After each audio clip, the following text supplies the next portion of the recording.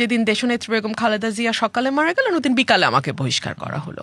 যেদিন খালেদা জিয়া মারা গেলেন সেদিনই আমিও ওই দলের সঙ্গে নাই হয়ে গেছে। ওই দিনই আমি দল ত্যাগ করেছি।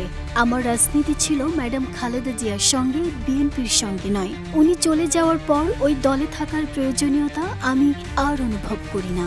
এভাবেই এক সাক্ষাৎকারে আবেগপ্রবণ ভাষায় নিজের রাজনৈতিক অবস্থান ও বিএনপি ছাড়ার মূল কারণ ব্যাখ্যা করেছেন স্বতন্ত্র সংসদ সদস্য ও বিএনপির সাবেক নেত্রী ব্যারিস্টার রুমিন ফারহানা। ওই দিন বহিষ্কার করা বোধহয় পার্টি ভেবেছিল যে ও আর কি হবে, ওকে জাস্ট এখন ফেলে দিলেই হয়, ওর আর কি হবে, বিএনপি ছাড়া ওর আর কি গতি বা আছে।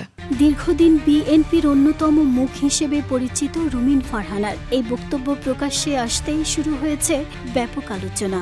সামাজিক মাধ্যমে অনেকেই প্রশ্ন তুলছেন, তবে কি ভবিষ্যতে আর কখনো বিএনপির রাজনীতিতে দেখা যাবে না তাঁকে?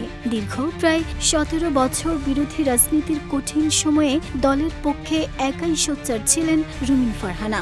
বলতে গেলে টকশো, সংবাদ সম্মেলন কিংবা রাজনৈতিক বক্তব্য, নানা ইস্যুতে বিএনপির অবস্থান তুলে ধরতে তাঁকে দেখা গেছে সামনের সারিতে।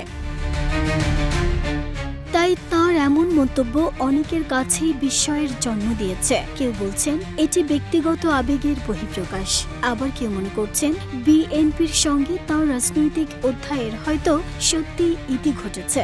বিএনপির কঠিন সময়ে একাই দলের পক্ষে কথা বলায় সোচ্চার ছিলেন রুমিন ফারহানা। তিনি সেই দলে এখন আর নেই, বিষয়টি কোনোভাবেই মানতে পারছেন না বিএনপির আঞ্চলিক নেতাকর্মী সহ রুমিন ফারহানার ভক্তরা।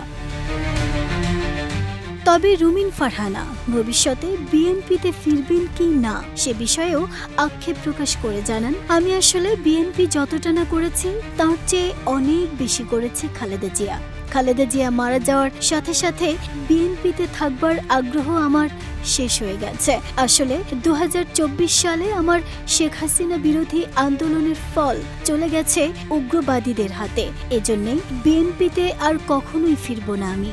এদিকে তার এমন মন্তব্য প্রকাশ্যে আসতেই রাজনৈতিক অঙ্গনে চলছে নানা বিশ্লেষণ। প্রশ্ন একটাই, এটি কি শুধুই আবেগঘন মন্তব্য, নাকি রুমিন ফারহানার রাজনৈতিক জীবনের নতুন মোড়?